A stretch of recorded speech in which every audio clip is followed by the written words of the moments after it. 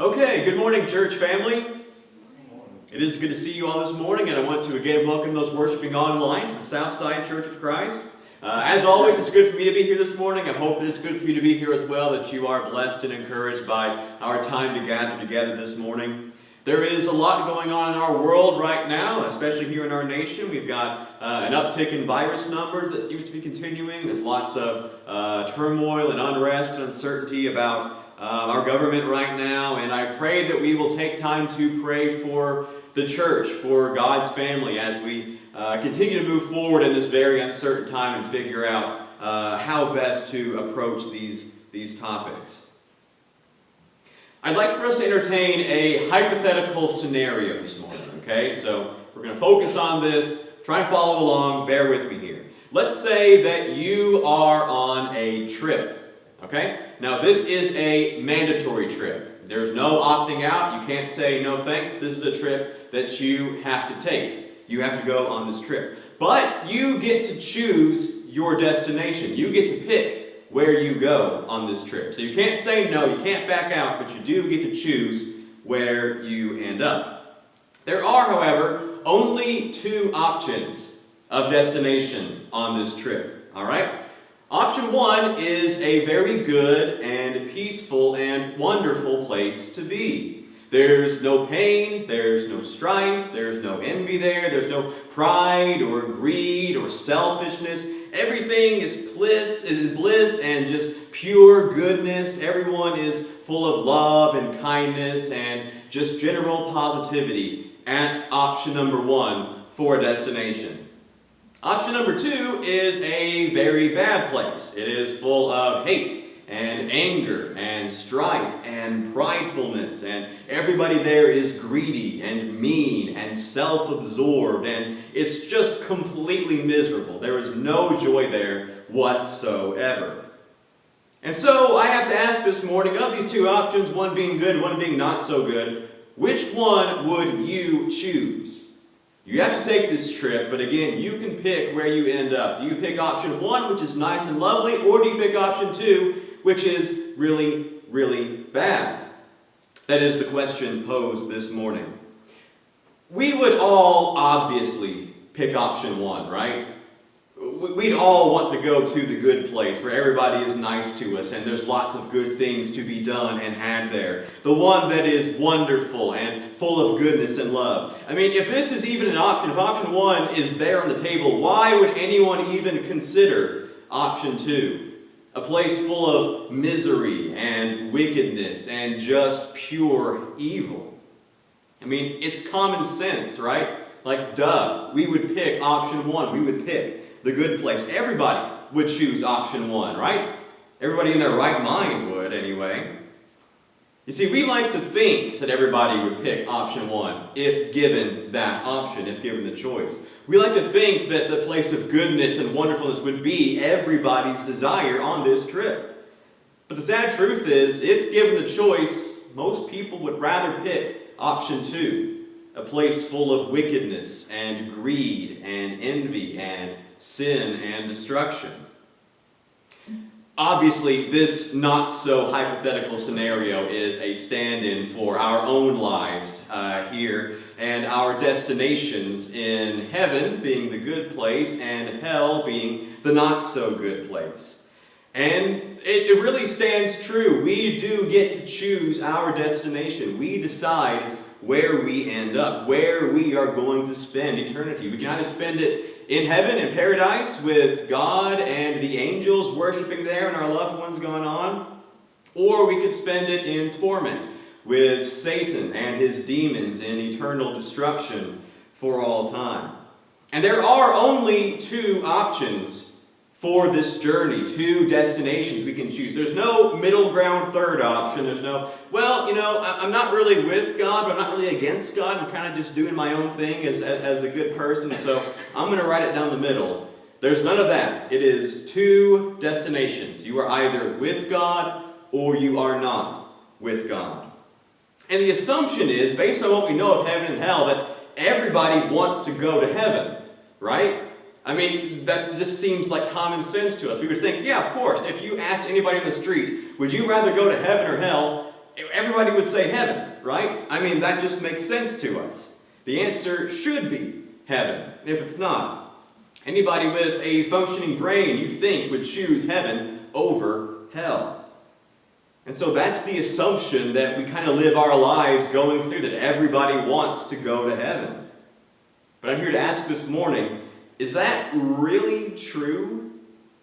Is that really the case?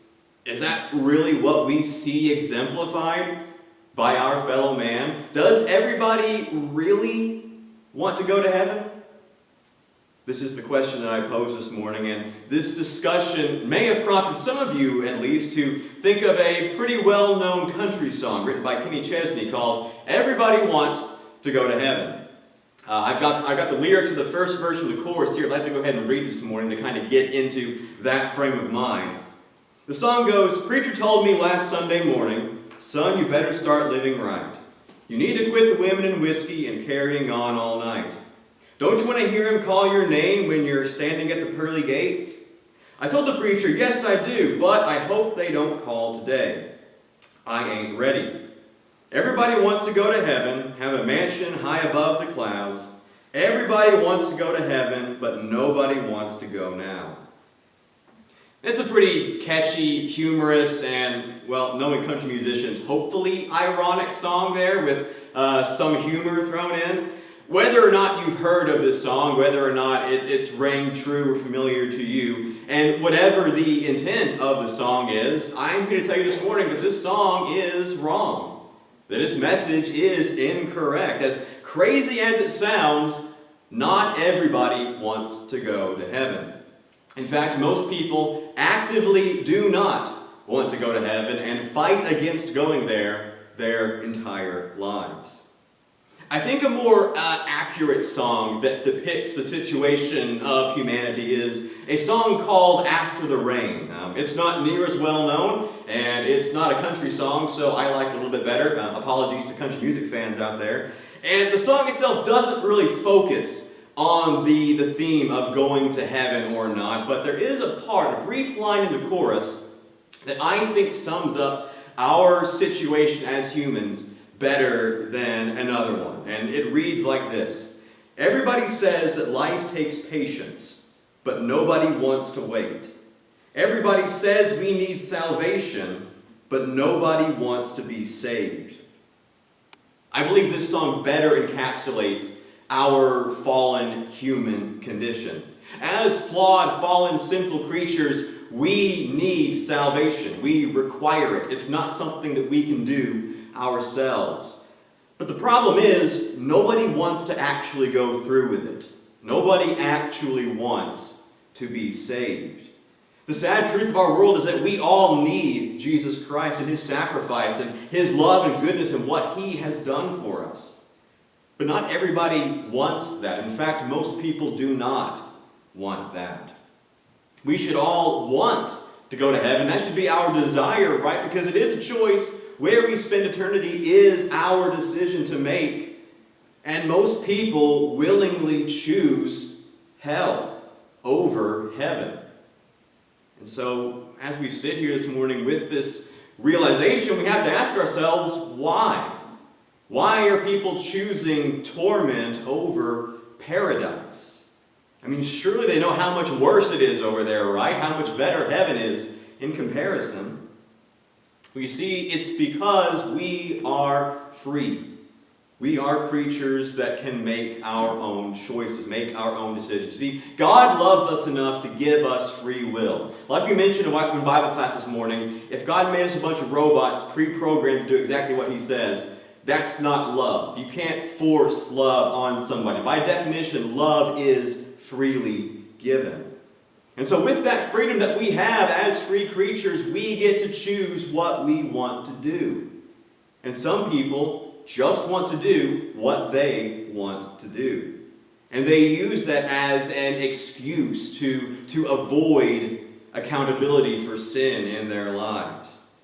You know, the world claims that God is just a judgmental old bearded guy sitting up in the clouds who's casting judgment on people He doesn't like and just putting a damper on all the fun that goes on in the world. And we've all heard this worldly explanation for God before, right? Like, that's not something new that I've brought to you this morning. I know when I was growing up, I always heard it from fellow Christians who were describing how the world outside views God, that he's just some bearded guy who's casting judgment and doesn't like fun and just putting a damper on everybody's parade. And I always, when I was growing up, I always thought that was a very silly, cartoony, oversimplified description of how the world outside views God. I never thought that was actually, specifically how the world views God. But as I've discovered, unfortunately, and in a very sad way, hilariously, that's really accurate in how the world actually views God. I'm sure you're all familiar, or at least hopefully remember, there is a certain atheist that I follow on social media. I've used them as an example many times before in my sermons. They provide a great source of inspiration and edification for me personally. And this atheist that I follow, they often criticize the Ark Encounter Museum there in Kentucky. The Creation Museum that is a life-size replica of Noah's Ark, and the museum takes place inside there. It's very fascinating. I'd recommend looking it up if you don't know exactly what that is. But that museum is often a target of this person's criticism. And a few weeks ago, they were back at it again, found some more things to criticize about the Ark Museum. And specifically this time, they were talking about the diorama in the museum that depicts the fallen nature of the world, of humankind, before God sent the flood. How evil mankind had gotten and what they were doing that prompted God to send this global flood. And this is what they had to say about this diorama that depicted the sinful nature of man before the flood. This is what they said. The Ark Encounter depicting the quote-unquote sinful human civilization before the flood is always super funny to me. This legit just looks like a good time. God is the fun police, I guess. See, I always thought that terminology was just a very oversimplified, cartoony way that other Christians used to describe how people talked about God, but there it was in black and white. People actually said that. Someone called God the fun police in their lives. God's just getting in the way of what I want to do. I just want to have fun. I just want to live my life the way I want to live it. And if God gets in the way of that, then I don't want God. And so the world uses that not just as an excuse to skirt responsibility of accountability for their sins, but also as an attack, as an offensive measure, an attack to fight for their right to do what they want and justify their decisions in living their lives the way they want to. I was listening the other day to Christian apologist Mr. Frank Turek, who was talking about his debate he had with atheist Eddie Tabash. And Mr. Tabash, the atheist, proposed this situation to Mr. Turek, the Christian apologist. He said, "Mr. Turek, my mother was a survivor of the Holocaust. She lived a life full of pain and suffering, but despite it all, she was a good person. Near the end of her life, someone offered her the gospel, and she rejected it. Is she in hell right now?" Well, it's a very blunt, harsh, and somewhat pharisaical question to ask, but it's one that Christians get asked all the time. It is a very common question that if you have not been asked yet regarding your faith, you probably will at some point. It's one Christians have to answer and be ready to answer. And so I was really struck by Mr. Turek's response to that. I'd like to read what he said there. He said, "Eddie, I don't know where your mother is right now, but if she did not accept Christ before she died, then God is too loving to force her into his presence against her will." Again, the implication we have is that everybody wants to go to heaven. And that's not true. That is not the case. Not everybody wants to go to heaven. God doesn't send people to heaven or hell. We choose where we end up in eternity. You see, God's not the determiner in our destination. He doesn't pick for us. God is the destination, or the lack of, in this case, if we accept his gift of salvation. I mean, let's take a step back and ask, why is heaven good? What is it that makes heaven so wonderful? How is heaven described? We often think of this terminology, it has the great pearly gates and the streets of gold and lots of mansions with lots of rooms. Is all of that why heaven is good? Is heaven good because it has some big shiny gates outside? Is heaven good because its streets are yellow and glowy? Is it good because it has lots of houses with lots of rooms? No, heaven is good because it is filled with the glory and presence of God. That is why heaven is good. God's not going to be some ethereal figure looking down on us in heaven as we're all looking back up and worshiping him. God is in heaven. God is heaven. That is what makes it so good. His presence fills and surrounds everything in heaven. It's him being there that makes it good. And we get glimpses of that here in this life. This world is not a good place. It is fallen, it is corrupted, it is full of sin, death, and destruction. But despite all the bad, we can still see glimpses of God's goodness through all of that.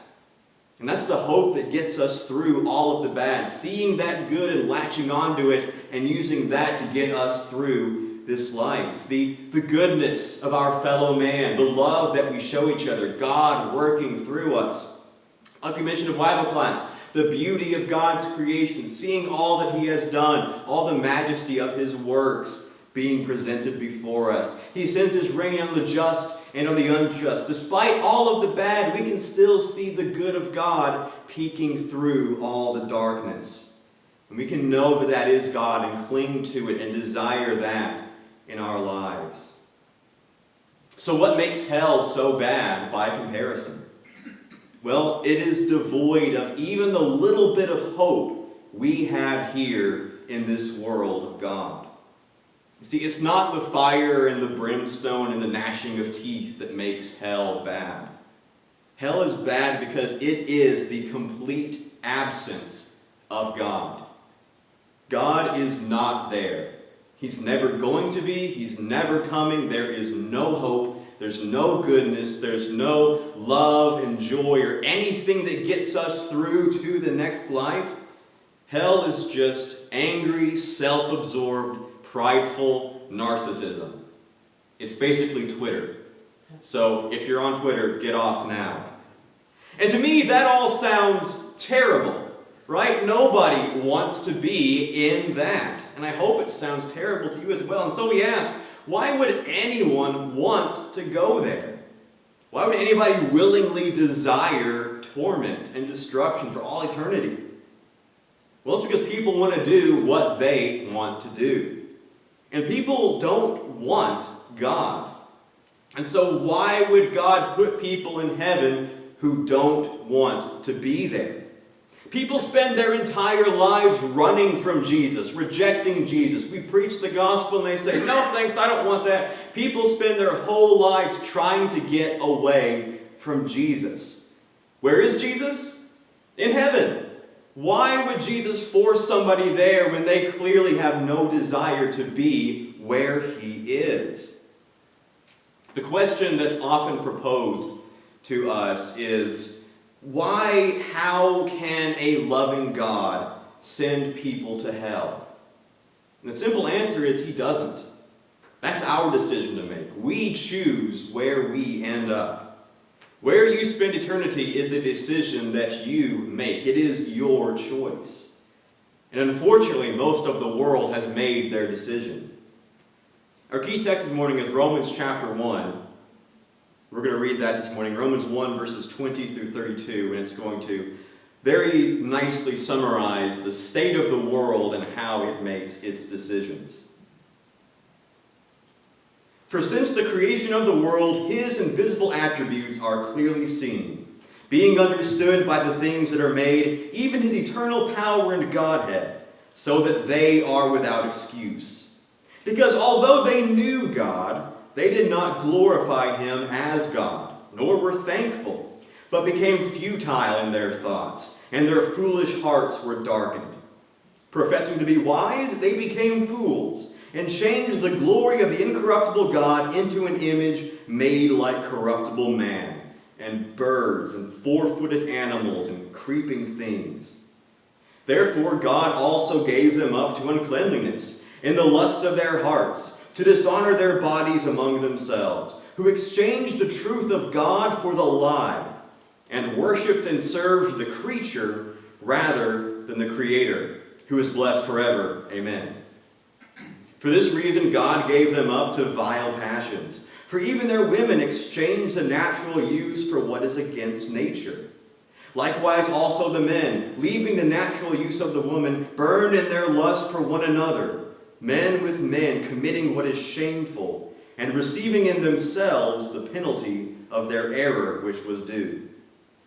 And even as they did not like to retain God in their knowledge, God gave them over to a debased mind, to do those things which are not fitting, being filled with all unrighteousness, sexual immorality, wickedness, covetousness, maliciousness, full of envy, murder, strife, deceit, evil-mindedness. They are whisperers, backbiters, haters of God, violent, proud, boasters, inventors of evil things, disobedient to parents, undiscerning, untrustworthy, unloving, unforgiving, unmerciful, who, knowing the righteous judgment of God, that those who practice such things are deserving of death, not only do the same, but also approve of those who practice them. Does that sound like the world we live in today? You see, the assumption is that everybody wants to go to heaven, but that's not the case. We sinful, fallen beings want to do what we sinful, fallen beings want to do. And what we sinful, fallen beings want to do is not on the path to heaven. The world chooses to reject Jesus. They hear what Jesus has to offer and they say, no thanks, that gets in the way of me. I think I'll stick with what I'm doing. And what they're doing, Paul just listed here in Romans chapter 1. And so as the world rejects Jesus, we have to keep in mind what Jesus said about rejection of the gospel. We talked about it in Bible class a few weeks ago, where Jesus says, it'll be better for Sodom and Gomorrah, who never heard the gospel, on the day of judgment. It'll be better for them than for those who heard the gospel and said no thanks, those who rejected it. And so this morning, we have a choice to make. Where we spend eternity is our decision to make. It's the most important decision we can and will ever make. We will either spend eternity with God in paradise or without Him in torment. Or maybe here this morning for reasons unrelated to what was said this morning, and you were just seeking the prayers of the church for whatever reason is going on in your life, be it great or small. I'd urge you to come and be surrounded by people who know you and love you and want what is best for you. And as I say every Sunday, there's nothing better for anyone's life than to make Jesus Christ their life, because only He has the power to save. But if you have any need this morning, be it great or small, won't you please come as we stand and sing our invitation song.